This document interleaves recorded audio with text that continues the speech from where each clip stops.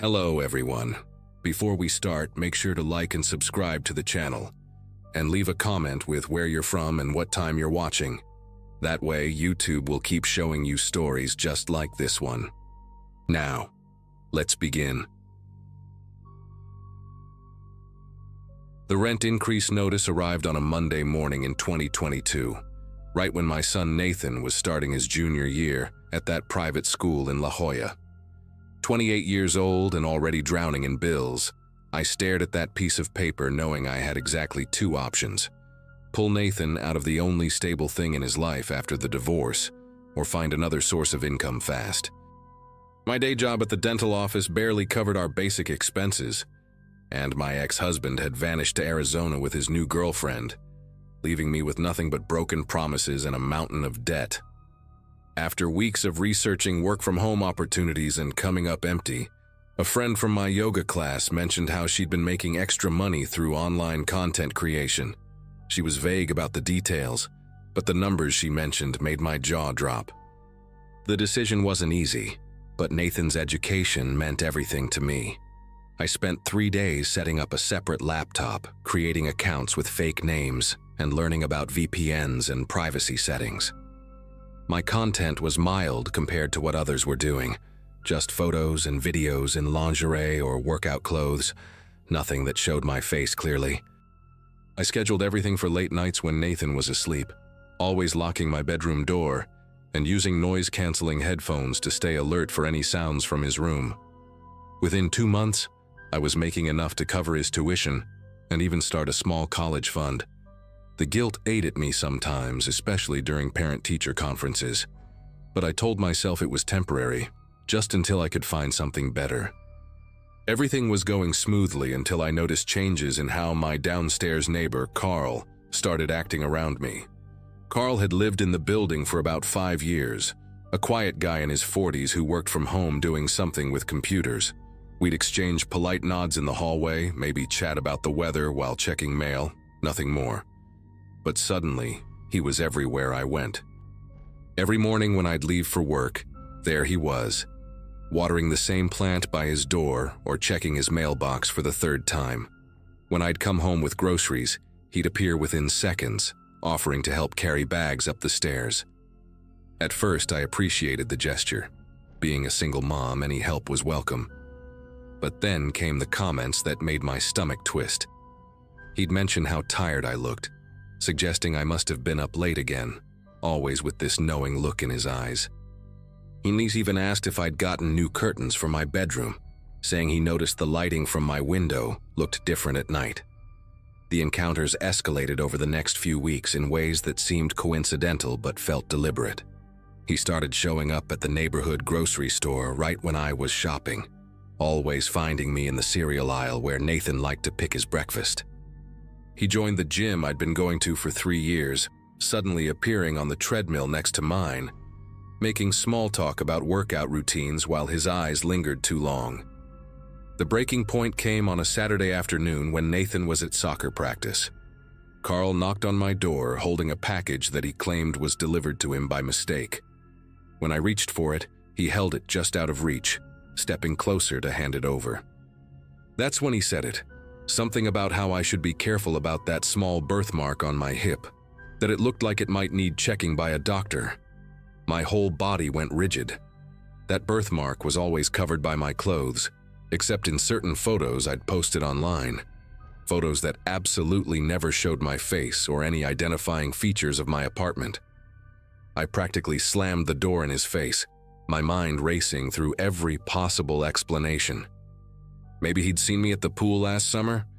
But no, I always wore a one-piece. Maybe through my window? But my blinds were always closed when I changed. The more I thought about it, the more my panic grew. I went through my online content with a fine-tooth comb, checking every photo and video for any possible identifying information. My face was never visible. I'd been careful about reflections, and I'd even bought special sheets and decorations specifically for filming that were different from my everyday bedroom items. But then I remembered something that made my throat close up. In one recent video, I'd worn a new set of emerald green sheets that I'd actually put on my real bed afterward because they were so expensive. Carl had commented on those exact sheets just last week, saying through my door that he was glad to see I was treating myself to nice things. That night, I couldn't focus on anything. Nathan asked why I kept checking the locks, why I'd moved his old baseball bat next to my bed. I told him I'd heard about break-ins in the neighborhood, but the truth was eating me alive. After he went to sleep, I started investigating everything. I checked my laptop for malware, changed all my passwords, even put tape over my webcam. Then I remembered something from a true crime podcast about checking your Wi-Fi router for unknown devices. My heart pounded as I logged into the router settings, scrolling through the list of connected devices. My laptop, Nathan's tablet, our phones, the smart TV, all normal. But there, at the bottom, was something that made my entire body go cold. An unknown IP address, labeled only as device hidden. When I tried to identify it, the router showed it had been connected for over 3 months, consuming massive amounts of upload bandwidth. Whatever this device was, it had been transmitting something from my network, and it had been doing it since around the time Carl started acting strange. The next morning was Sunday, and Nathan had a sleepover at his friend's house. As soon as I dropped him off, I drove straight to the police station. The officer at the desk, a younger woman named Officer Daniels, initially seemed skeptical when I started explaining the situation. But when I showed her the router logs and told her about Carl's comments, her expression changed completely. She called in a detective, a man named Detective Reeves who specialized in cybercrimes. He took my statement, examined the screenshots I'd taken of the router settings, and said something that still haunts me. "This looks like a hidden camera setup. They usually connect to your Wi-Fi to transmit footage in real time." He explained that modern spy cameras are tiny, some no bigger than a button, and can be hidden almost anywhere. We arranged for officers to come to my apartment that afternoon with detection equipment. I met them outside my building, my legs feeling like jelly as we walked up the stairs. Detective Reeves had brought a special device that could detect wireless signals and hidden cameras. We started in the living room, the device making occasional beeping sounds near electronics, which he said was normal. The kitchen was clear, so was Nathan's room, thank God. But when we entered my bedroom, the device went crazy, emitting a high-pitched continuous tone near the wall opposite my bed.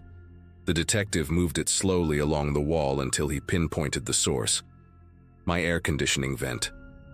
Using a screwdriver, he carefully removed the vent cover, and there it was. A tiny black device no bigger than a USB drive, with a small lens pointed directly at my bed.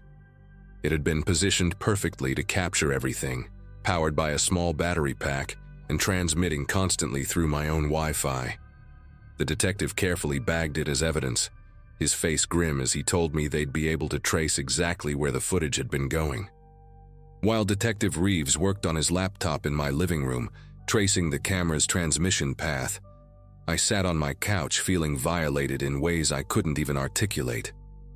Every private moment from the last 3 months flashed through my mind: changing clothes, sleeping.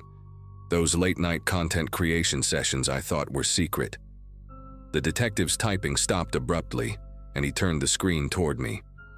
The IP address matched exactly with one registered to the apartment directly below mine: Carl's apartment. The detective immediately called for backup, and within minutes, 3 more officers arrived. They had me stay upstairs with Officer Daniels while they went to confront Carl. From my window, I watched them knock on his door, my heart hammering so hard I thought it might burst. Carl answered quickly, almost like he'd been expecting them, wearing that same friendly smile he always had. But I could see the moment his expression changed, when Detective Reeves showed him the warrant they'd obtained through an emergency judicial order. The search of Carl's apartment revealed a setup that made everyone involved sick to their stomachs. Detective Reeves later told me they found 3 monitors in Carl's bedroom, one dedicated entirely to the feed from my apartment. Hundreds of hours of footage were stored on external hard drives, meticulously organized by date and time. But the worst part was what they found in a locked folder on his computer. He'd been comparing my online content with the illegally recorded footage, using some kind of facial recognition software to confirm it was me. He had spreadsheets documenting my schedule, notes about when Nathan left for school, when I showered, when I worked out. There were even recordings from days when I was just sleeping or reading in bed, completely unaware that someone was watching my every move. The police found receipts showing he'd purchased the camera 6 months ago, but had only installed it after figuring out about my online work, which he'd discovered by using specialized software to track IP addresses from content creators in our area code. They arrested Carl right there in his apartment, and I watched from my window as they led him out in handcuffs. He looked up at my window just once, and the expression on his face wasn't anger or shame. It was disappointment, like I'd ruined some fantasy he'd built up in his head. The officers seized all his equipment as evidence, and Detective Reeves assured me Carl would be facing multiple felony charges, including invasion of privacy, cyberstalking, and illegal surveillance. What really got to me was when the detective mentioned that Carl had never actually subscribed to my content or paid for anything. He'd just been stealing these intimate moments from my real life, preferring the authentic, unguarded version of me to anything I posted online. The building manager was horrified when he found out, and immediately offered to let me break my lease without penalty. I found a new apartment across town within a week, making sure it was in a building with better security and no shared ventilation systems. The legal process took months, but Carl eventually pleaded guilty to avoid trial. He got 18 months in prison, 3 years probation, and a permanent restraining order. I had to close my online accounts and lost that income stream, but honestly, it was a relief. I picked up extra shifts at the dental office and found a weekend job doing medical transcription from home. Legitimate work that barely covers Nathan's tuition, but lets me sleep at night. Nathan never learned the full details, just that we moved because of a creepy neighbor situation. Sometimes I still check every vent in our new apartment, run my fingers along the edges looking for anything unusual. I bought a device that detects hidden cameras, and I sweep my bedroom twice a week, maybe more if I'm feeling anxious. People sometimes ask why I moved so suddenly, why I'm so careful about my privacy now. I just tell them you can never be too cautious these days. The truth is, I learned that the walls we think protect us can be paper thin, and sometimes the most dangerous people are the ones who smile at you every morning while harboring obsessions you could never imagine.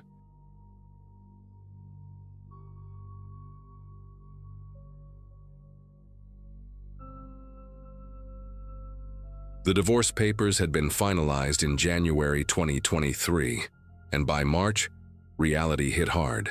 32 years old, living in a cramped apartment outside Columbus, Ohio, and barely making ends meet at the auto shop where I'd worked for 8 years. Child support for my daughter Kayla took half my paycheck, and the other half disappeared into rent, groceries, and the mountain of credit card debt from when Jennifer and I were still pretending everything was fine. One night, after 3 beers and scrolling through my phone, an ad popped up about people making thousands on OnlyFans, and honestly, why not? I wasn't bad looking, 6 feet tall, decent shape from hauling engines all day, and according to my ex's friends who'd hit on me at barbecues, I had that rugged mechanic thing going for me. Setting up the account felt surreal, taking photos in my bathroom mirror, figuring out angles that didn't show the water stain on my ceiling. But within 2 weeks, I had 40 subscribers at $15 a month. Not life-changing money, but enough to finally fix my truck's transmission. For 3 months, everything ran like clockwork. Post a couple photos after work, maybe a video on weekends, answer some messages with the kind of flirty banter that made middle-aged women from Nebraska feel special. Most subscribers were respectful, just lonely people looking for connection, sending $10 or $20 tips with messages like, "Made my day handsome," or "Love a man who works with his hands." Then in late June, this account called GoldenEye369 subscribed and immediately stood out. No profile picture, no bio, just a generic username. But they tipped $200 on my welcome message without asking for anything special. Over the next week, they'd drop another 100 here, 50 there, always with vague compliments like, exactly what I was looking for or perfect choice, never requesting anything specific like the others did. The money was too good to question.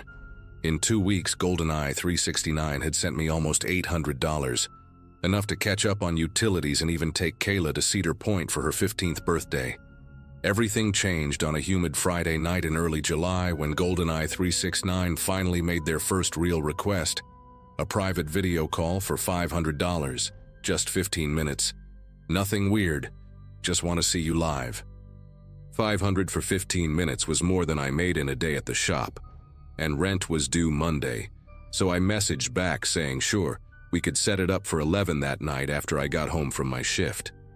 They responded instantly with the payment and a link to some video platform I'd never heard of called Secure Stream, insisting we use that instead of OnlyFans' built-in video feature because they claim to have privacy concerns with the main platform. The site looked professional enough, required me to create an account with my email, and had me test my camera and microphone before the call. Everything seemed legitimate, just another paranoid rich person worried about their identity, which honestly made sense given how much money they were throwing around. At 11 on the dot, I clicked the call link, and the screen stayed black on their end while my camera showed my face clearly in the corner. They typed in the chat that their camera was broken, but they could see and hear me fine. For 15 minutes, I did what they asked. Took off my shirt, flexed a little, told some made-up story about a wild night in Vegas, exactly the kind of harmless fantasy content I'd been selling for months.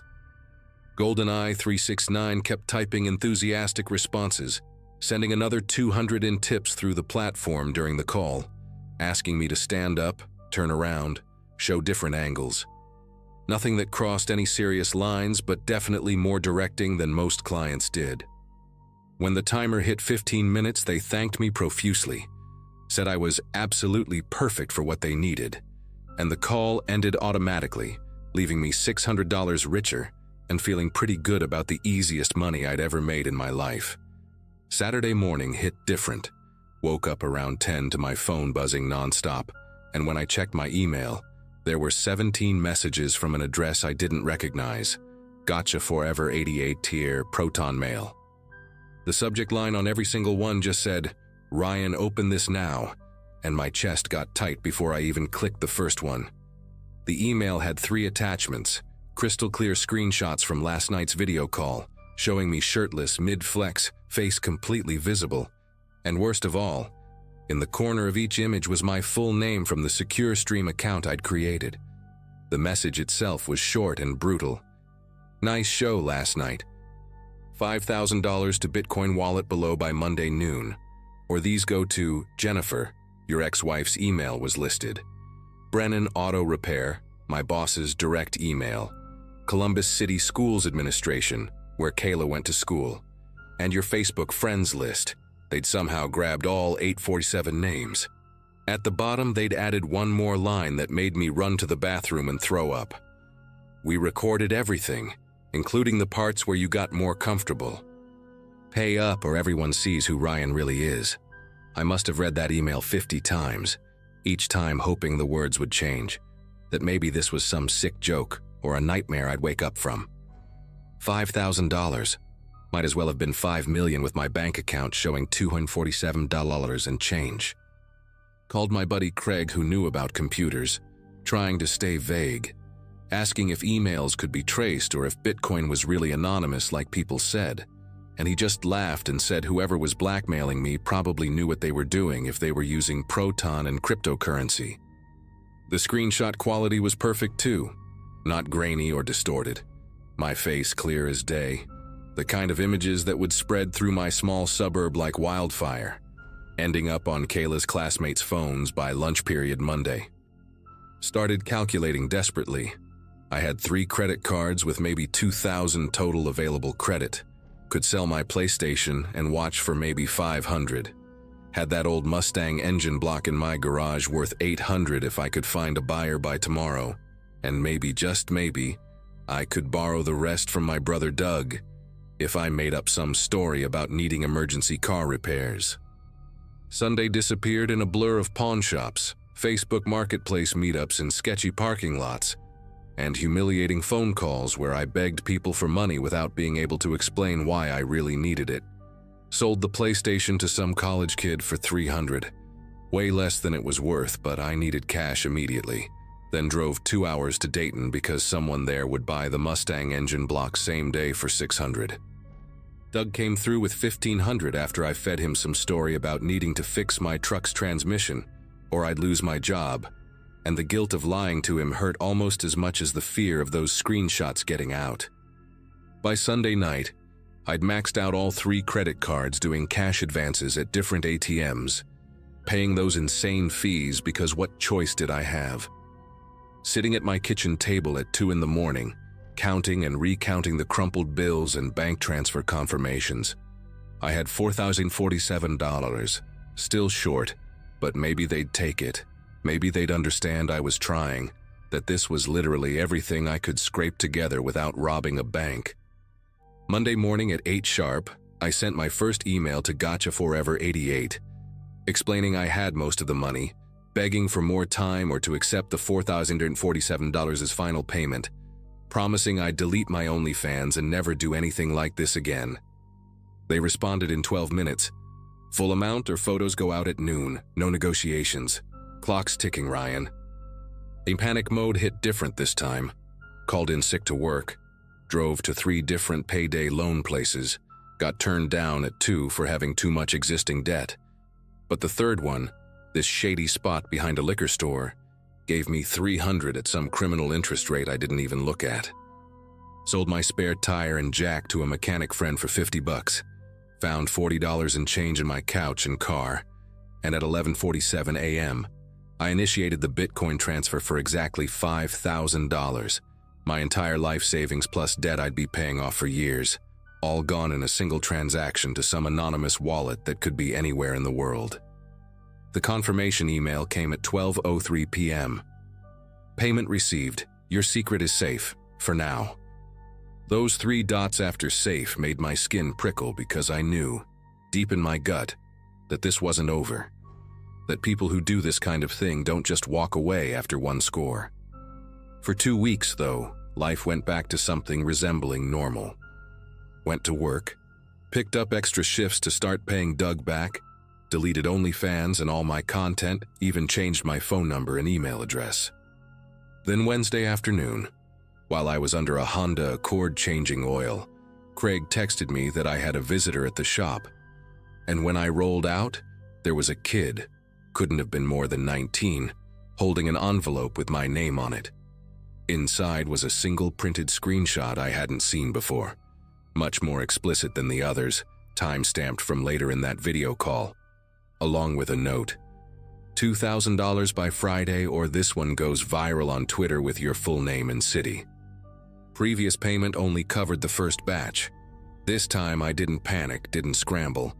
I drove straight to the Columbus Police Department and asked to speak with someone about online blackmail. Detective Fowler, a woman about my age with tired eyes and coffee stains on her sleeve, took me to a small interview room and listened to the whole embarrassing story without judgment. She typed notes while I showed her the emails, the Bitcoin wallet address, the screenshots, everything except the actual content because I couldn't bear to show that to another human being.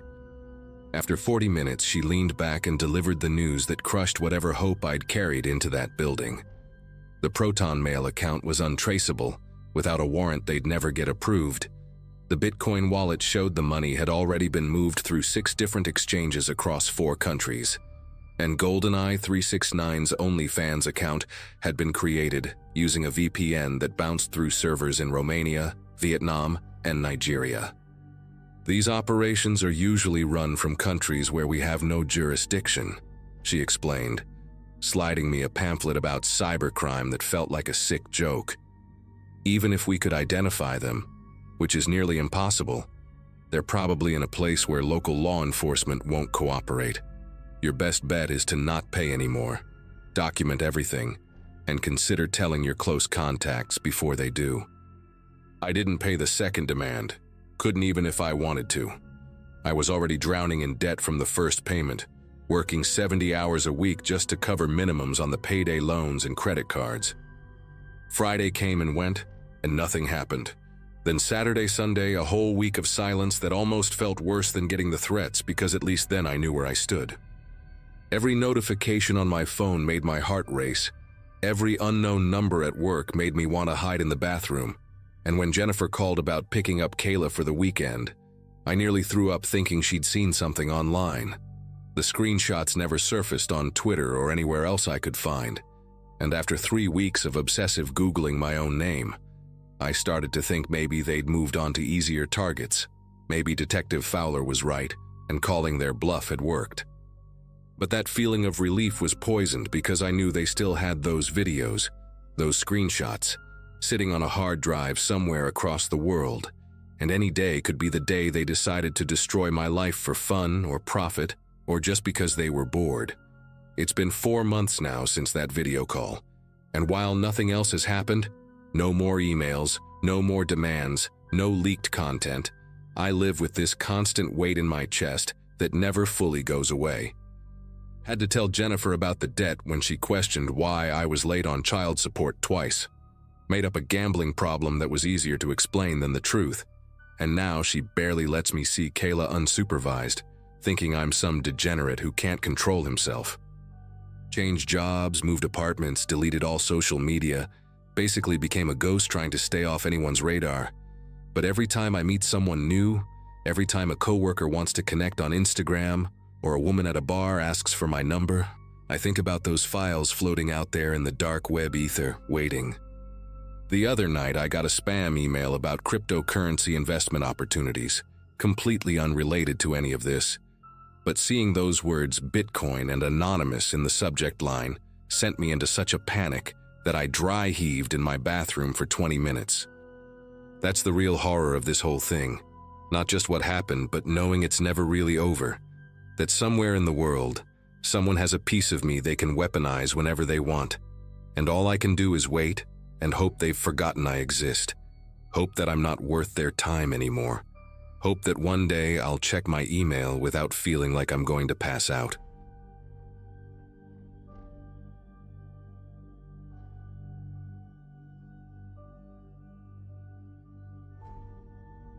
The autumn of 2023 changed everything about how I see the internet, relationships, and trust.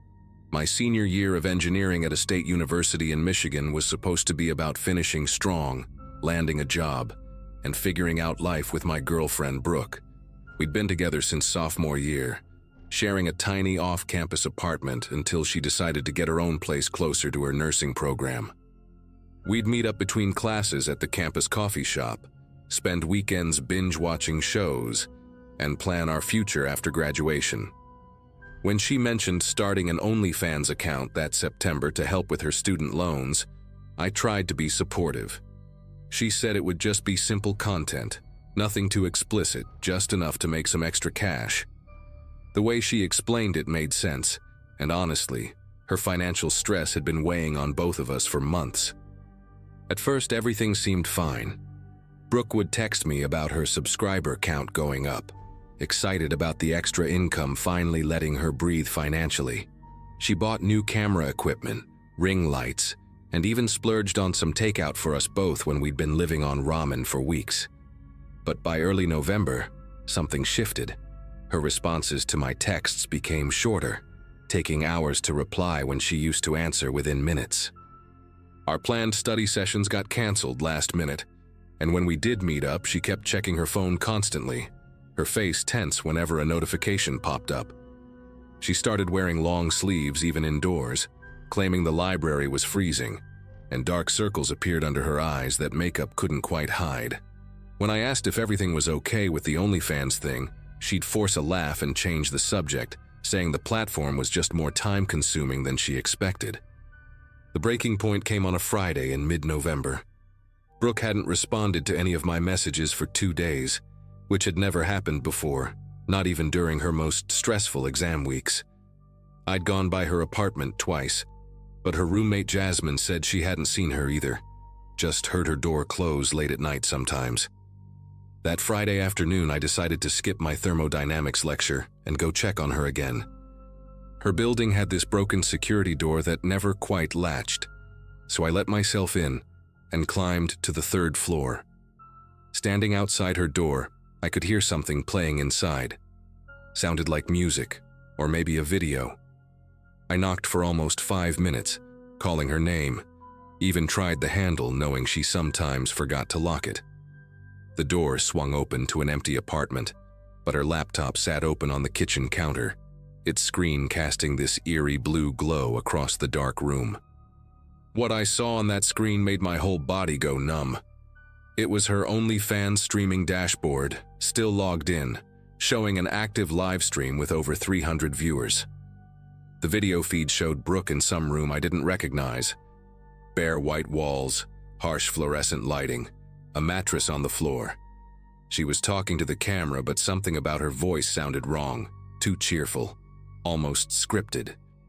Her eyes kept darting to something off-screen, and every few seconds she'd pause mid-sentence like someone was coaching her on what to say. The chat was going crazy with tips and requests, but she wasn't acknowledging any of them the way she usually did in her streams. I knew because I'd watched a few of her early ones to be supportive, and she always had this natural way of interacting with viewers. This wasn't that. This was something else entirely.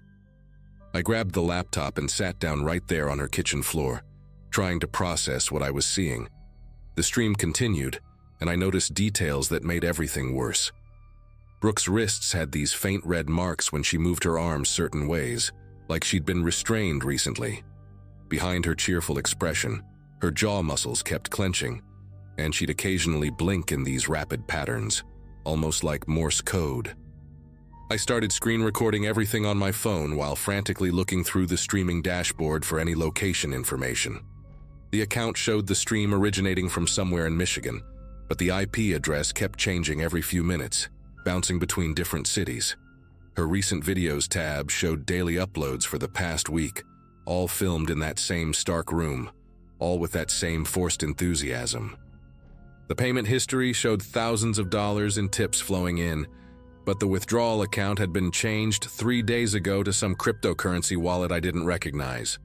I immediately called 911, my voice cracking as I tried to explain the situation to the dispatcher. They transferred me twice before someone finally took down the information, but I could tell from their tone they weren't taking it seriously. A missing person report couldn't be filed yet since it hadn't been 48 hours, and when I mentioned the live stream, they said if she was actively posting content, she probably wasn't missing. I drove straight to the police station with the laptop, demanding someone look at what I'd found. The desk sergeant barely glanced at the screen before telling me that relationship disputes weren't their priority, and that plenty of people in that line of work ghost their partners for safety reasons.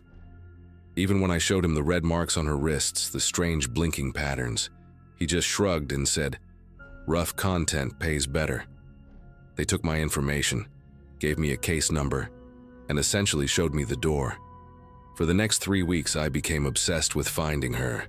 I reached out to every person in her contacts, called her parents in Grand Rapids who hadn't heard from her but weren't worried because she often went weeks without calling. I spent entire nights analyzing the live stream recordings, mapping out the schedule of when new content got posted. Always between 2 and 4 a.m., always that same room, always that same forced performance. I tried reverse image searching screenshots, contacted other OnlyFans creators asking if they recognized the setup, even paid a private investigator my entire savings to look into it. He traced the cryptocurrency wallet to an exchange based in Eastern Europe, but hit dead ends after that.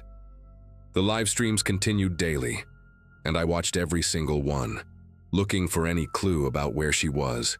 Sometimes there were muffled sounds in the background, footsteps, doors closing, once what sounded like a train passing by. I compiled everything into folders, timestamps, audio analysis I ran through free software, building this massive case file that nobody wanted to look at. By early December, the streams suddenly stopped. Her OnlyFans page went dark, no new content, no response to the hundreds of messages from subscribers asking where she went. I felt this mix of hope and dread. Maybe she'd escaped, or maybe something worse had happened. I kept checking the site obsessively, refreshing every hour, while also monitoring missing persons databases, hospital admission records I could access through a friend in med school, even checking Jane Doe reports, though I hated myself for doing it. Her apartment stayed empty, rent unpaid, until the landlord started the eviction process. I went through her things before they threw everything out, finding nothing except normal college student stuff, textbooks, clothes, a half-finished knitting project she'd been making for her mom's birthday. Jasmine told me Brooke had been getting weird packages delivered in the weeks before she disappeared. Small boxes she'd immediately take to her room, but the shipping labels were always torn off by the time they hit the recycling. Then, in late February 2024, her OnlyFans account came back to life. I got the notification at 3 a.m. while I was up studying for midterms, and seeing her username pop up on my phone made me physically sick. The new video was definitely recent. She was wearing a necklace I'd given her for Christmas, the one that had been in her jewelry box when I went through her apartment. But everything else about her had changed. She'd lost weight, her cheekbones sharp under the ring light, and there were these small scars on her shoulders that hadn't been there before. Her hair was shorter, dyed black instead of her natural brown, and she moved differently, more mechanical, like she was following choreographed steps. The room was different too, still bare walls, but now with a window visible in the corner showing city lights I couldn't identify. She never spoke in this video, just performed, but her eyes would occasionally flick toward the camera with this expression I'd never seen on her face before. Not fear exactly, but this hollow recognition, like she knew I might be watching. I downloaded the video immediately and spent hours analyzing every frame. In one brief moment, when she turned away from the camera, I caught a reflection in that window, the silhouette of someone else in the room, tall, standing perfectly still by what looked like a door. The metadata had been scrubbed clean, but there was this tiny detail everyone else probably missed. She was tapping her fingers against her leg in a pattern. I slowed it down, counted the taps, and realized she was spelling something out. It took me hours to decode it, playing the same 15-second segment over and over until my eyes burned. She was tapping out an address. Not perfectly, some numbers were unclear, but enough that I could narrow it down to a specific area in Detroit, about 2 hours from campus. My heart hammered as I mapped out potential buildings in that zone, cross-referencing with the city lights I could see in that window reflection, trying to triangulate which floor she might be on based on the angle. I drove to Detroit that same morning, skipping all my classes, running on nothing but gas station coffee and adrenaline. The area her tapping had indicated was a cluster of old industrial buildings, some converted to lofts, others still abandoned. I spent the entire day walking through those streets, looking up at windows, trying to match the view from her video. Around sunset, I found it, a 7-story building that had been partially converted into live workspaces, the kind that advertised month-to-month rentals with no credit checks. The 4th-floor corner unit had the exact same window configuration, the same angle toward the city lights. I waited outside until someone was leaving and caught the door, then made my way up the stairwell, my legs barely working from the fear and exhaustion. At the 4th floor, I could hear music coming from behind the corner unit's door, the same generic electronic beats that played in her recent videos. I called the police from the hallway, gave them the address, told them I had reason to believe someone was being held against their will. This time I didn't mention OnlyFans or streaming. I just said I'd heard screaming and suspicious sounds. They said they'd send someone. While waiting for the police, I kept my ear pressed against the door, and that's when I heard voices. At least 2 men speaking in a language I couldn't identify. And then, unmistakably, Brooke's laugh, but forced and too loud. 20 minutes later, 2 officers finally showed up, looking annoyed about the call. They knocked, announced themselves, and everything inside went silent instantly. After a long pause, a man opened the door just a crack, speaking perfect English with no accent, claiming he lived alone and hadn't heard any disturbances. The officers barely pushed, didn't ask to come in, Didn't question why I could still hear that music playing from inside. They told me to stop harassing residents and threatened to arrest me if I didn't leave immediately.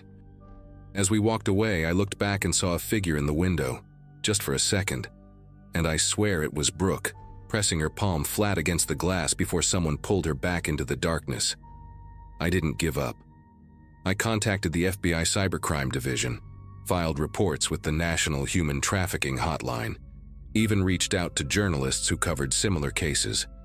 Most never responded, and those who did said they needed more concrete evidence than videos and speculation. I hired a different private investigator, one who specialized in these cases, and she actually made progress. She found that the apartment was rented under a shell company that traced back to a network of similar properties across the Midwest, all cash payments, all hosting young women who appeared on various cam sites. She said this was bigger than just Brooke, that there were probably dozens of girls caught in the same situation, but without law enforcement cooperation, there was nothing we could legally do. She advised me to keep documenting everything and wait for them to make a mistake. So I kept watching the streams, which now happened sporadically, maybe once a week.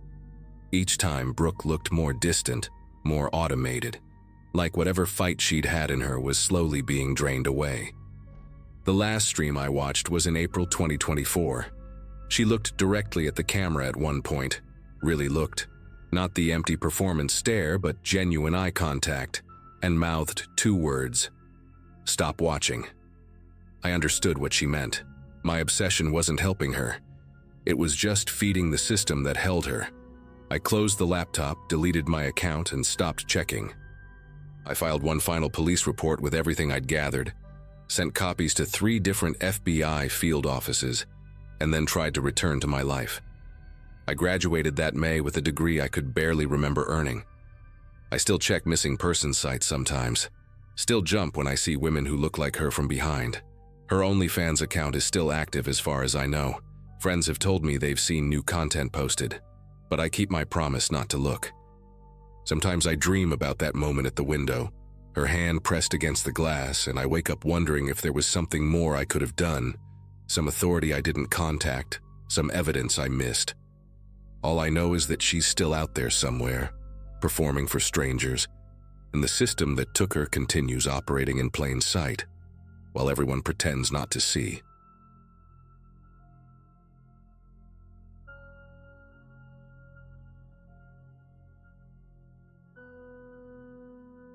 Phoenix gets unbearably hot in July, and my tiny studio apartment near Camelback Road had the worst air conditioning you could imagine. Brandon had been gone for 3 weeks by then, and I was still finding his stuff everywhere. A phone charger behind the nightstand, his favorite hot sauce in the back of the fridge, one of his socks stuck to the inside of the dryer. My sister Grace had helped me move out while he was at work, stuffing my entire life into her pickup truck in under 2 hours. We'd been together 4 years, and leaving felt like ripping off my own skin.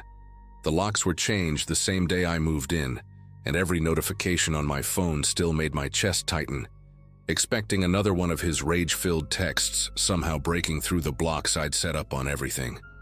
Creating an OnlyFans account wasn't something I'd planned, but my friend Melody had been doing it for months and clearing more than her nursing salary. The afternoon I set up my profile, I remember sitting cross-legged on my second-hand couch, laptop heating up my thighs, thinking about how Brandon would absolutely lose his mind if he knew. That thought made me smile for the first time in weeks, not because I wanted to hurt him, but because for once I was doing something purely for myself, something he couldn't control or criticize. My fingers trembled slightly as I uploaded the first photos, nothing too wild. Just some lingerie shots Melody had helped me take against the exposed brick wall in my bedroom. Within 3 days, I had 40 subscribers, and by the end of the second week, I was making enough to cover half my rent. Everything changed on a Wednesday morning when I woke up to a comment on one of my posts from a user called Desert Watcher 62. The message itself seemed harmless enough. Love the way you bite your lip when you're nervous. But something about it made my stomach churn. Brandon always used to point out that habit. said it drove him crazy in both good and bad ways. I told myself I was being paranoid, that lots of guys probably notice things like that. But then more comments started appearing from the same account. That birthmark on your hip looks like a crescent moon in this lighting. Only someone who'd seen me up close would know about that birthmark, hidden as it was just below my bikini line. You still sleep on the left side of the bed, I see. The photo he commented on showed only a corner of my mattress, but he was right. The comments got more specific over the next few days, each one a little needle of recognition that made my whole body tense up. Remember when you wore that color to Sedona? Under a photo in a red lingerie set. Brandon and I had gone to Sedona for our anniversary 2 years ago, and I'd worn a red dress he'd picked out. You always did look best at 3 a.m. appeared under a late-night post, and I remembered all those fights that lasted until dawn, him telling me I was beautiful even while calling me horrible names in the same breath.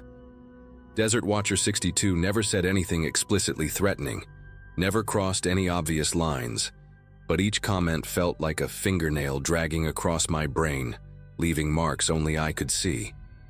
My dad called me on a Friday afternoon while I was grocery shopping at the Safeway on McDowell Road, his voice strange and tight in a way I'd never heard before. "Honey, we need to talk about something," he said, and I abandoned my half-full cart right there in the cereal aisle.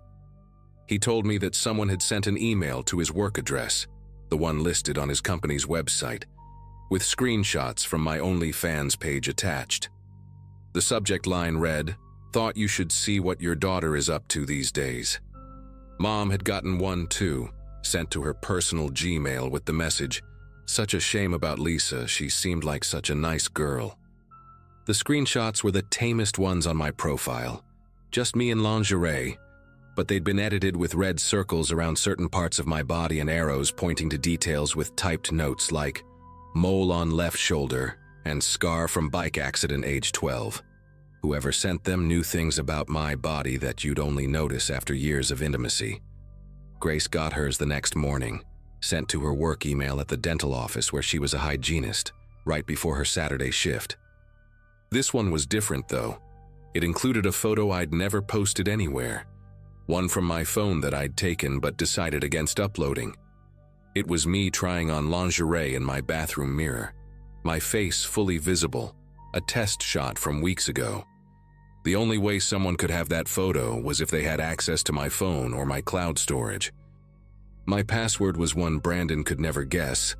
I'd made sure of that, but he'd always been weirdly good with technology, used to brag about teaching himself to code and hack when he was younger. The email to Grace said, "Your sister should be more careful with her privacy settings," and included a link to my OnlyFans page with the message, "Family discount available." I filed a police report that same afternoon at the Phoenix Police Department station on Washington Street, sitting in a plastic chair that stuck to the back of my thighs, while Officer Garrett typed slowly on his computer.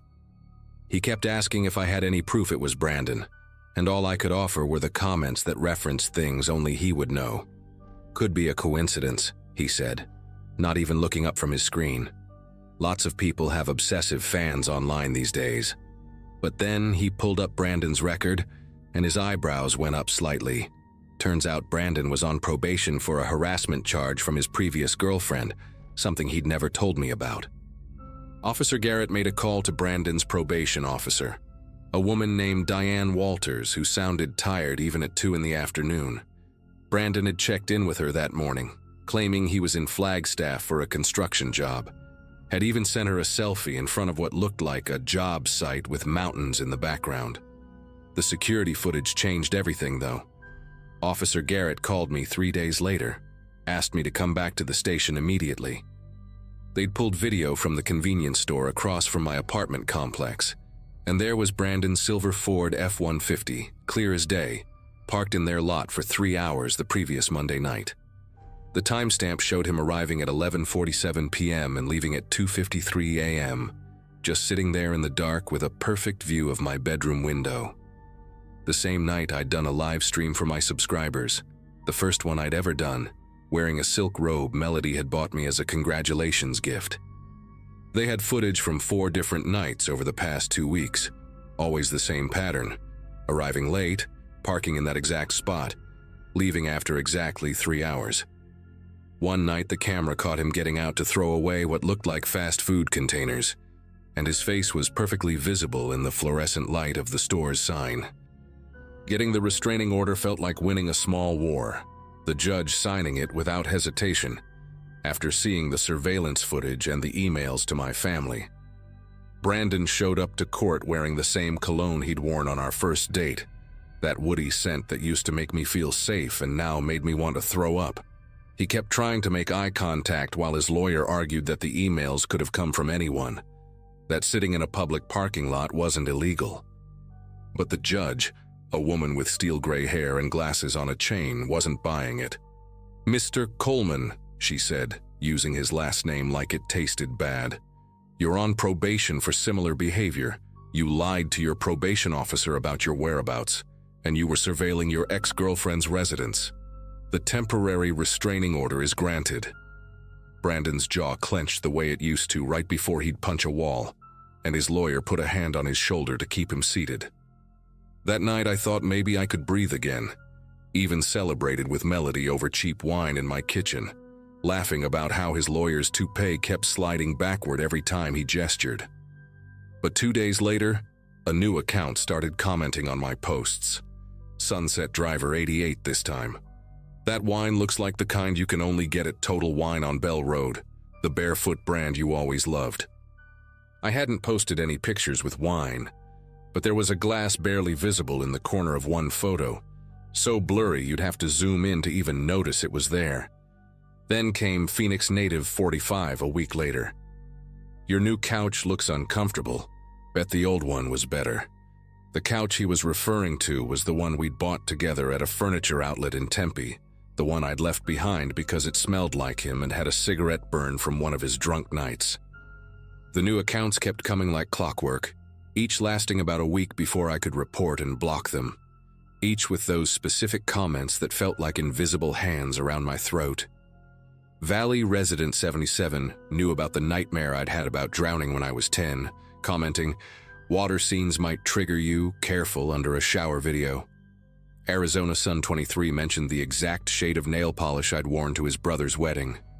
"That coral color never did match your skin tone."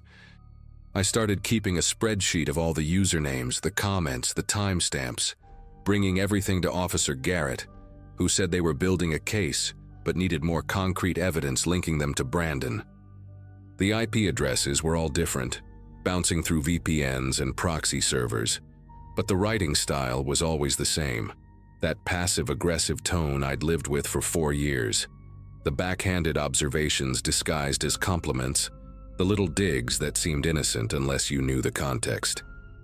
My OnlyFans income had doubled by then, enough that I could afford to move to a better apartment complex in Scottsdale with actual security gates and cameras, but I still see those usernames in my sleep sometimes. Brandon got arrested 2 months later when he violated probation by approaching Grace at her gym, asking about me, but he posted bail the next day. The detective assigned to my case says they're close to charging him with cyberstalking, that the digital forensics team found evidence on his laptop, but these things take time. Last week, a new account appeared. Desert Memories 2024, and the first comment simply said, "Nice new place, better locks than the last one." I've changed my locks twice since moving here, installed extra security cameras, even got a German shepherd named Bruno who barks at everything.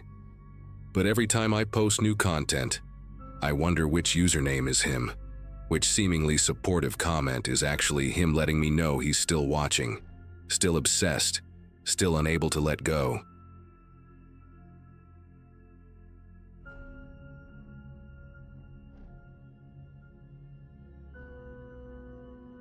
Everyone in Stillwater knew me as the girl who made the perfect oat milk latte at Common Grounds, that little coffee shop on Main Street with the exposed brick walls and hanging plants everywhere. I'd been working there since dropping out of college 2 years ago, saving up money while taking online classes for my accounting degree. The pay wasn't great, barely covering rent for my studio apartment above the antique shop, but the tips kept me afloat, and the regular customers felt like family. Most mornings, I'd open the shop at 6, watching the town wake up through the big front window, while the espresso machine hissed and the first batch of muffins filled the air with warmth.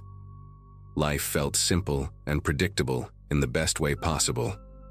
Just me and my cat Oliver in our little routine. Nobody knew about the OnlyFans account except my best friend Ashley, who lived in Dallas. And that's exactly how I wanted to keep it.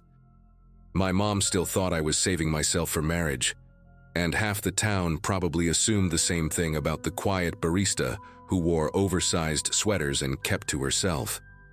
The account started as a joke, honestly, something Ashley and I laughed about after too much wine during a video call one Friday night in early October.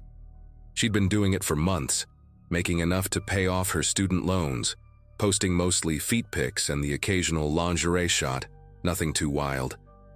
I figured, why not try it for a month, see if I could make some extra cash for Christmas presents, and maybe finally fix the rattling noise in my Toyota Camry.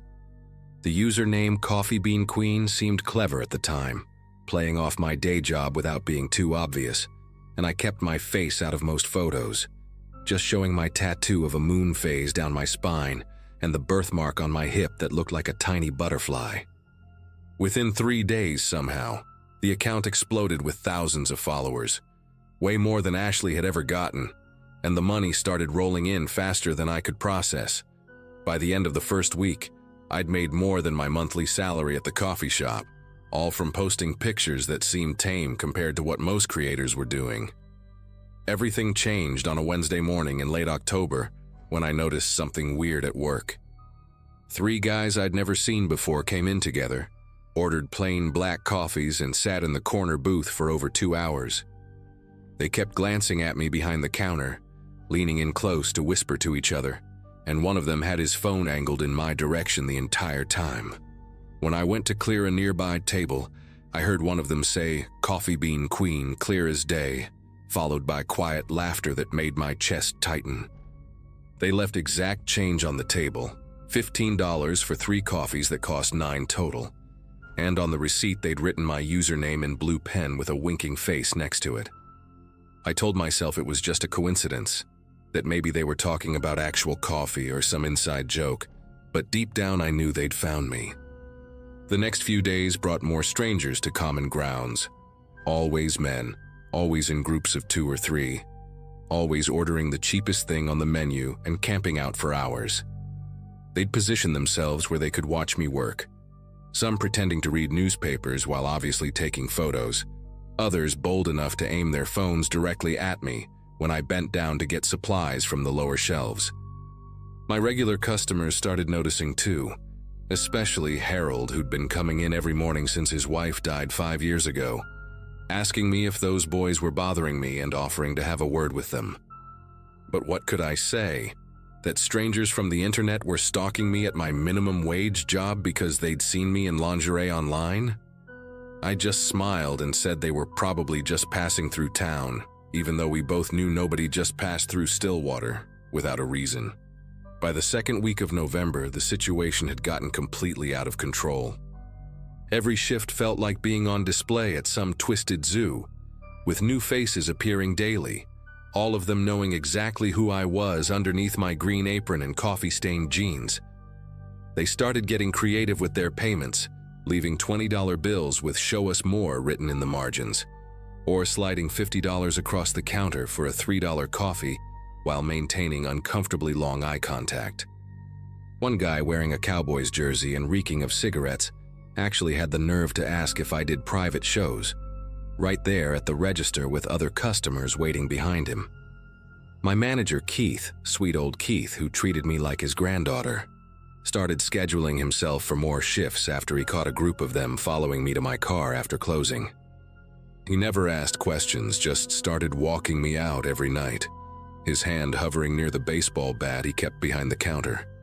The breaking point came when I found an envelope under my windshield wiper after my shift on a Monday night. Inside were printed screenshots from my OnlyFans page, the ones where you could see my moon phase tattoo clearly, along with a handwritten note that said, "We know where you live, Coffee Bean Queen," and a photo of my apartment building taken from across the street. My fingers went numb holding that paper, standing there in the empty parking lot behind Common Grounds, while the streetlight flickered above me like something out of a horror movie. That night I deleted everything. The OnlyFans account, the separate Instagram I'd made for it, the Cash App, all of it gone with shaking fingers while Oliver meowed at me from his perch on the bathroom sink. I thought that would end it, that these creeps would lose interest once the content stopped, move on to harassing some other girl trying to make ends meet. God, I actually believed that would be enough to make them stop. The harassment only got worse after I went offline. The regular groups of men at the coffee shop turned aggressive, demanding to know why I'd deleted my account, asking what they'd done wrong, as if stalking me at my workplace was somehow reasonable behavior. They started leaving bigger tips with messages that progressed from desperate to threatening. "Come back, baby," turned into "You owe us," turned into "We paid for you," scrawled on $100 bills that I refused to touch. Keith installed new security cameras and started keeping the police non-emergency number taped next to the register. But what were we supposed to tell them? That customers were leaving large tips? That men were drinking coffee while looking at me? Everything they did danced right on the edge of legal, careful not to cross any lines that would get them arrested. Even when 5 of them showed up wearing matching red baseball caps with CBQ embroidered on them, the cops who responded said, unless they made explicit threats or touched me, it was just an unusual fashion choice. Then came that Friday morning in mid-November, when I walked out to my car at 5:30 to head to work, and saw what they'd done. Someone had keyed "Come back online" across the driver's side door in jagged, angry letters that cut through the silver paint down to the metal. The windshield had a crack running from corner to corner, deliberate and precise, and they'd stuffed printed photos under every wiper. Pictures from my account that I thought were gone forever. Pictures of me walking to my car. Pictures of me through my apartment window watering my plants. I called the police right there in my parking lot, sobbing into the phone while my elderly neighbor peered through her curtains, and Officer Brennan showed up 20 minutes later looking annoyed about being called out so early. He took photos half-heartedly, wrote down my statement in chicken scratch, and then asked me why I'd been posting pictures online if I didn't want attention. Actually said those words while I stood there in my work uniform with my vandalized car behind me. Keith gave me the rest of the day off and drove me to the police station himself. His jaw clenched the entire ride while I explained everything from the beginning. At the station, we waited 3 hours to speak with a detective, sitting on hard plastic chairs while drunk drivers and petty thieves were processed faster than my stalking case. Detective Mills finally called us back, a woman about my mother's age with kind eyes who actually listened, took real notes, and promised to look into it immediately. She said she'd review the security footage from Common Grounds, interview the men if they showed up again, and patrol my apartment complex more frequently. For the first time in weeks, I felt like someone was taking this seriously, like maybe I could get my life back and these psychos would face consequences. Mills even gave me her direct number, told me to call if anything else happened, and said she'd personally handle my case from start to finish. The hope lasted exactly 4 days, until Detective Mills called me during my lunch break, with a voice completely different from our first meeting. She said the investigation had hit some complications, that the security footage was inconclusive, that without direct threats or physical assault, there wasn't much they could do legally. Her words came out stilted and rehearsed, like someone was standing next to her desk coaching her through the conversation.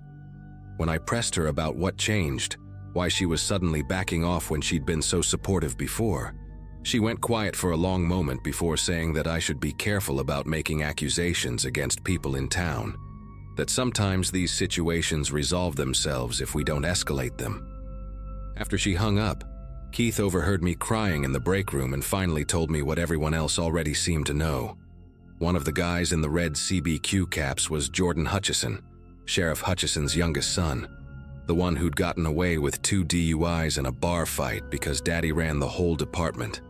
After finding out about Jordan, something shifted in me from fear to pure rage. These weren't just random creeps from the internet anymore. This was the sheriff's son and his buddies treating me like their personal entertainment, knowing full well that Daddy's badge would protect them from any consequences. I started documenting everything obsessively, taking photos of every threatening tip, recording license plates, saving security footage on my own phone since I knew the official investigation was dead. Keith and Harold formed a kind of unofficial protection squad, taking turns sitting in the coffee shop during my shifts, and Ashley drove down from Dallas twice to stay with me. When the hang-up calls got so bad, I had to unplug my phone. The other baristas started walking me to my car in groups, and my neighbor started letting her German Shepherd out whenever she heard footsteps near my apartment. The whole thing felt like some sick game where everyone knew the rules except me, where Jordan and his crew could terrorize me while the entire police force looked the other way. The last straw came on a Saturday night after Thanksgiving when they crossed the final line. I woke up at 2 in the morning to Oliver hissing at my bedroom window, his fur standing straight up as he pawed at the glass. Through the thin curtains, I could see the silhouette of someone standing on my fire escape. Just standing there, not moving, not trying to break in, just watching. I grabbed my phone to call 911, but when I looked back, there were 2 more silhouettes, and one of them was holding up a sign that said "Last Chance" in bold red letters. The terror that went through me in that moment was unlike anything I'd ever felt, knowing these men knew exactly where I slept, had climbed up to my second-floor window, and felt bold enough to just stand there knowing I couldn't do anything about it. I called Keith instead of the police, and he showed up with Harold and 3 other regulars from the coffee shop, all of them armed with baseball bats and flashlights, chasing the shadows away while I packed everything I could fit in my car. By sunrise, I was driving out of Stillwater with Oliver crying in his carrier, my entire life shoved into trash bags, leaving behind my job, my apartment, and any sense of safety I'd ever had. Keith wired me my last paycheck plus a bonus he insisted wasn't charity, and Harold slipped $500 in an envelope through my car window despite my protests, telling me to get far away and never tell anyone where I went. That was 8 months ago, and I'm writing this from a state I won't name, in a city I won't identify, working at a job that has nothing to do with coffee. I changed my name legally, dyed my hair black, and even looked into tattoo removal for the moon phases down my spine, though I haven't gone through with it yet because it feels like letting them win completely. Sometimes I Google Jordan Hutchison and see he's still in Stillwater, probably still wearing those red caps with his buddies, maybe terrorizing some other girl who made the mistake of thinking she could make extra money online without becoming prey. Keith emails me occasionally from a burner account to let me know they still come by common ground sometimes, asking about the girl who used to work there, but he tells them I moved to Canada or California or wherever seems furthest from the truth that day. The money I made from those few weeks on OnlyFans sits untouched in an account I'm afraid to access, blood money that cost me my home, my peace of mind, and my ability to trust that the world has any justice in it. I still wake up at 2 in the morning sometimes, expecting to see silhouettes at my window, and Oliver still hisses at shadows that probably aren't there. But at least I'm alive, which is more than I was sure I'd be that night on the fire escape. And maybe that's the best ending a story like this can have.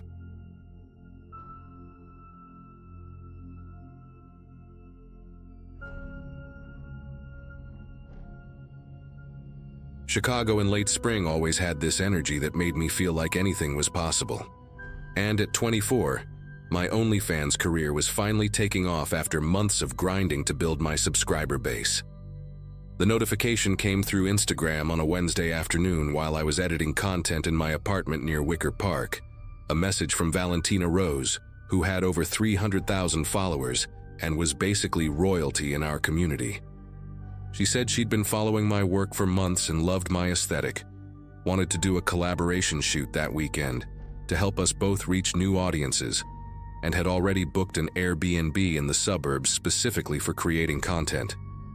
The message had that blue verification checkmark. Her profile looked exactly right with all her recent posts, and when I checked her story, she'd even posted about doing collabs with Chicago creators that week, so everything seemed perfectly legitimate and professional. The Airbnb was about 40 minutes outside the city in some wealthy suburb I'd never heard of, one of those places where every house sits on at least an acre, and the nearest neighbor is barely visible through the trees. I remember pulling up to this massive modern house with floor-to-ceiling windows, thinking how perfect the natural light would be for shooting, and noticing that Valentina's car wasn't in the driveway yet, even though we'd agreed to meet at 2 in the afternoon. The front door was unlocked, just like she'd said it would be in her last message, and inside the place was stunning. Marble countertops, a huge sectional couch, professional ring lights already set up in what looked like the main shooting area, and this weird chemical smell that I figured was just from recent cleaning. I texted Valentina that I'd arrived and started unpacking my outfits in one of the bedrooms, arranging everything on the bed while waiting for her to show up, checking my phone every few minutes as that uncomfortable feeling started creeping into my chest. About 20 minutes later, I heard voices coming from downstairs and felt this wave of relief, thinking Valentina had finally arrived with maybe her photographer or assistant. But when I walked into the living room, there were 2 men I'd never seen before. One tall and lanky with a scraggly beard who introduced himself as Marcus, and another shorter, stockier guy with thick glasses who said his name was Phil. They both wore these matching black polo shirts with some production company logo I didn't recognize, and Marcus immediately started explaining how Valentina had sent them ahead to get everything ready, that she was running late from another shoot in the city, but would definitely be here within the hour. Phil was already adjusting the ring lights and checking angles with his phone, talking about how they'd been Valentina's production team for over a year, how they'd helped her grow from 50,000 to 300,000 followers with their marketing strategies and professional editing. And honestly, they seemed to know so much about her content and her shooting style that my initial wariness started to fade a bit. Marcus pulled out an iPad and started showing me this whole presentation about their production company, scrolling through behind-the-scenes photos from other shoots they claimed to have done with big creators, talking about distribution deals and exclusive platform partnerships that could triple my income within 6 months. The weird thing was how much they knew about my content specifically. They referenced posts I'd made weeks ago, knew my upload schedule, even mentioned some of my regular subscribers by their usernames, which should have been a massive red flag, but somehow just made them seem more professional and prepared at the time.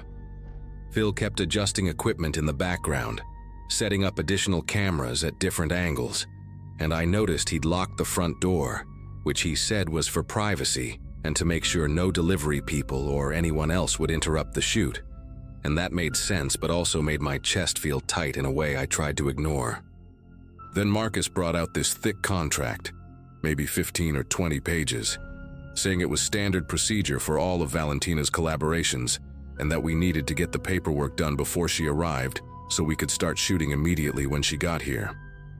The document was full of legal language about content rights, distribution terms, something about perpetual licensing and derivative works, and when I said I wanted to read through it carefully or maybe have someone look at it first, Phil laughed and said every minute we waited was costing them money in rental fees and equipment time.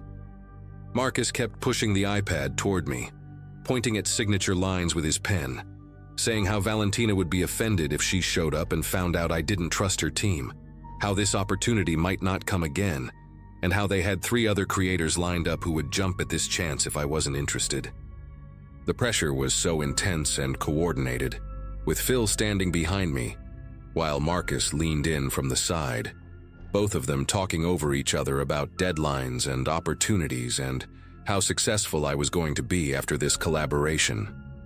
I told them I needed to use the bathroom just to get some space and think, and once I was in there with the door locked, I texted Valentina directly asking if these guys were really her team, but the message wouldn't deliver.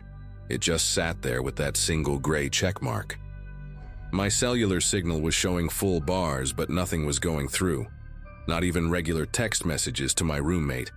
And when I tried to check Valentina's Instagram again, her entire profile was suddenly showing as user not found, which made absolutely no sense since I'd been messaging with her just hours before. Through the bathroom door, I could hear Marcus and Phil talking in low voices, something about getting everything ready and the other equipment in the van. And that's when every instinct in my body started screaming that I needed to get out of that house immediately, contract or no contract, collaboration or no collaboration. When I came out of the bathroom, I kept my phone in my hand and tried to stay calm, while telling them I'd just gotten an emergency call from my roommate about a water leak in our apartment and needed to leave immediately. Marcus's whole demeanor shifted. His friendly salesman smile disappeared, and he stepped between me and the hallway that led to the bedroom where all my stuff was, saying we could just do a quick 15-minute shoot. Nothing elaborate, just enough to make the trip worthwhile for everyone. Phil had moved closer to the front door, still holding one of those professional cameras, and he started recording video right then without asking, pointing it directly at my face while saying something about needing test footage for lighting. The way they'd positioned themselves in the room felt deliberate and practiced, like they'd done this exact same thing before, and I realized that getting to my equipment bag with my car keys inside meant having to push past Marcus, who probably had 50 pounds and 6 inches on me. Instead of trying to get my things, I did something that probably saved me. I pretended to get a FaceTime call, holding my dead phone up to my face and having a whole fake conversation with my roommate about the flooding, loud enough for them to hear me describing exactly where I was, and mentioning that my location was being tracked. Marcus and Phil exchanged this quick look, and Phil actually stepped away from the door for just a second to whisper something to Marcus, which gave me the opening I needed to walk quickly toward the exit, still fake talking on my phone about how I'd be home in exactly 40 minutes and to make sure the landlord documented everything. My hand was on the door handle when Marcus called out that I was making a huge mistake, that Valentina would blacklist me from the entire creator community, but I didn't care. I yanked the door open and practically ran to my car, my keys thankfully still in my jacket pocket from when I'd arrived. The drive back to Chicago was a blur of adrenaline and paranoia, constantly checking my rearview mirror to make sure no one was following me, and it wasn't until I hit the city limits that my phone suddenly came back to life with a flood of notifications.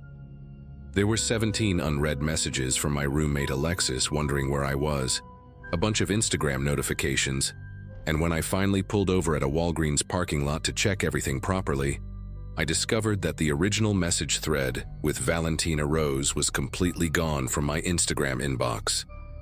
Her verified account was back online, but when I clicked on it, her last post was from 3 days ago in Miami, nowhere near Chicago. And when I sent her a direct message asking about the collaboration, she replied within minutes saying she had no idea what I was talking about, had never messaged me, and had been dealing with someone hacking verified accounts to set up fake collaborations. The real Valentina was actually incredibly helpful, explaining that there'd been a string of these incidents lately targeting smaller creators, and she even offered to post a warning about it to her followers, which made me feel slightly less insane about the whole situation. 3 days later, while I was still processing everything and had just finished filing a police report that the officers barely took seriously, my best friend Alexis called me in hysterics, saying I needed to check my computer immediately. Someone had uploaded 7 videos to various adult sites using my face and exact body type, but the content itself was completely fabricated using some kind of AI or deepfake technology. The videos showed someone who looked exactly like me doing things I'd never done, in rooms I'd never been in, with people I'd never met. The attention to detail was terrifying. They'd even replicated a small birthmark on my shoulder, and the way I typically styled my hair, and the videos were tagged with my actual creator name and linked to fake social media profiles that used my real photos. The worst part was that some of my actual subscribers had already found these videos and were messaging me asking if I'd started doing more extreme content, and no matter how many reports I filed with the platforms, new videos kept appearing on different sites faster than they could be taken down. The investigation went nowhere for weeks until another creator from Milwaukee reached out, saying she'd gotten the exact same collaboration invite from a different verified account, and had also gone to a house where 2 men were waiting with contracts and cameras. She'd been smarter than me, though. She'd brought her boyfriend who waited in the car, and when things felt wrong, she had him come to the door pretending to be looking for directions, which spooked the men enough that she could leave safely.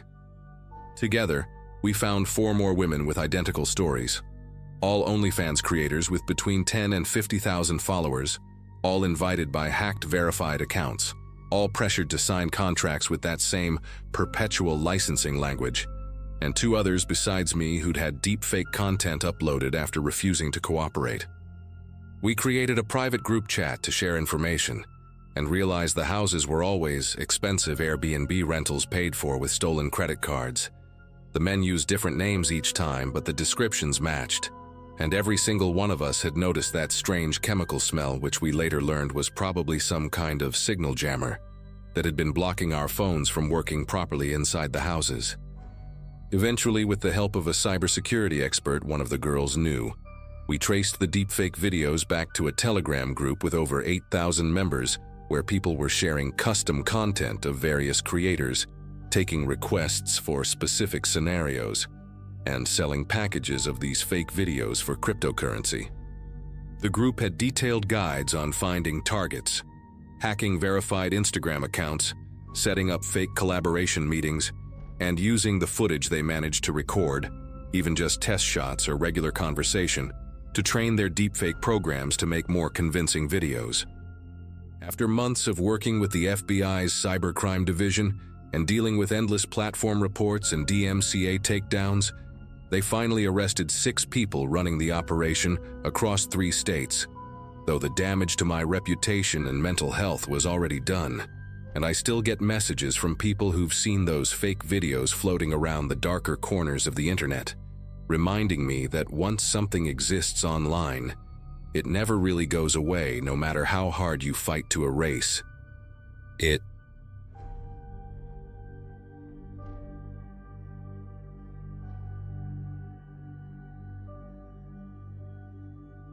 Rent in Melbourne had reached a point where surviving on my part-time barista job felt like a cruel joke. I shared a small apartment on Lygon Street with my friend Claire, who worked nights at a bookstore. Between the 2 of us, we could barely afford groceries. When my student debt reminder came in the mail, I decided to try something that made me cringe at first, selling feet photos online. It sounded ridiculous, but I figured it was harmless. No face, no name, just a username and a few pictures taken on my phone. At first, it went surprisingly well. I posted a few shots, kept my page subtle, and soon had a handful of regulars. I never shared personal details, not even what city I was in. The anonymity felt like armor. It even became kind of funny, strangers tipping me $20 just for painted toenails. It was strange money, but it paid for groceries and bills. I never interacted much with anyone, except for one guy who called himself Gentle Steps. He was polite, always complimented my photos, never crossed boundaries, until he did. The flowers arrived on a quiet afternoon in early autumn. They were white lilies, my favorite, though I had never mentioned that anywhere online. The card had no name, only my username, written in clean, almost formal handwriting. I laughed it off at first, thinking Claire had done it as a joke. But when she came home, she swore she had nothing to do with it. That night, I kept staring at the card on the counter, wondering how anyone could have found my address. It didn't make sense. 2 days later, I received another delivery. This time, a small box with a keychain shaped like a foot. That one sent a chill down my spine. There was no note, no return address, just my apartment number written neatly in black marker. I stopped sleeping properly after that. Every sound from the hallway made my chest tighten. Claire thought I was being paranoid, but something about that keychain felt personal, like a warning rather than a gift. A week later, I came home from work to find the hallway light flickering.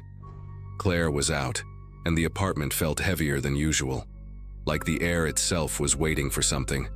I noticed the lilies had started to rot, their petals brown at the edges, filling the room with a sweet, sour smell. I was picking them up to throw them away when I heard a soft scrape at the front door. It was slow, deliberate, like metal brushing metal. I froze for a second before whispering, "Hello?" No answer. Then the sound came again, closer to the lock this time. I grabbed my phone and called Claire, whispering into the receiver while staring at the handle. The noise stopped. I stayed by the door, not breathing, until I heard footsteps retreating down the hallway. When Claire got home 20 minutes later, we checked the peephole. The corridor was empty. I wanted to call the police, but she convinced me to wait. Maybe it was a neighbor, maybe someone drunk. I almost believed her until the next morning, when I opened the door to leave for work and saw the photos. Dozens of printed copies of my own OnlyFans pictures taped to the door. Some were cut unevenly, like they'd been printed from screenshots. And right in the center, one had a red marker circle around my ankle tattoo. The police came quickly after that. They dusted for fingerprints, asked the usual questions, and left with the photos in plastic bags. When they said there were no prints besides mine, I remember laughing because it felt absurd. Someone had been right there, touching my door, and yet it was like they didn't exist. One of the officers suggested that maybe a delivery service had mixed up packages, or that it was a prank. But the look on the younger officer's face told me he didn't buy that either. For the next few days, I didn't leave the apartment alone. Claire started sleeping on the couch to keep me company. I logged into my OnlyFans, deleted most of the posts, and set everything to private. But then curiosity got the better of me. I remembered that website I'd used to send small gifts to my top subscribers. Little thank yous, like digital gift cards or postcards.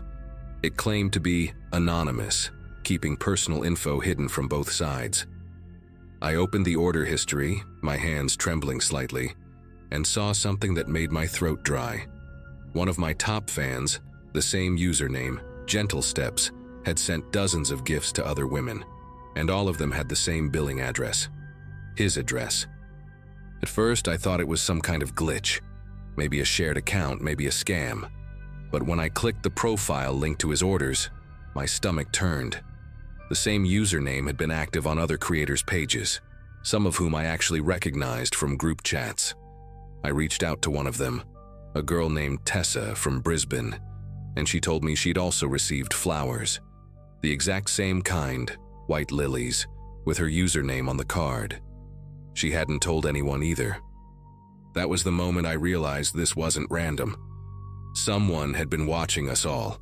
I sent everything I had to the police, screenshots, the billing address, the list of usernames. They told me they'd forward it to cybercrime investigators, but I could tell from their tone that they didn't think it would lead anywhere. The address belonged to a man in his late 30s with no criminal record. Apparently, he'd been buying gifts for dozens of women under the pretense of fan support. Nothing illegal about that, at least not yet. They suggested I move apartments just to be safe. I packed that same night. Claire helped me load everything into her car while I tried not to look at the empty doorway where the photos had been taped. It took weeks before I started sleeping again. I deleted every social account tied to that username, changed my phone number, and stopped using any platform that handled personal deliveries. Sometimes I'd get emails from old subscribers asking where I'd gone, and I'd feel a wave of nausea. I wanted to tell them the truth, but part of me knew it wouldn't change anything.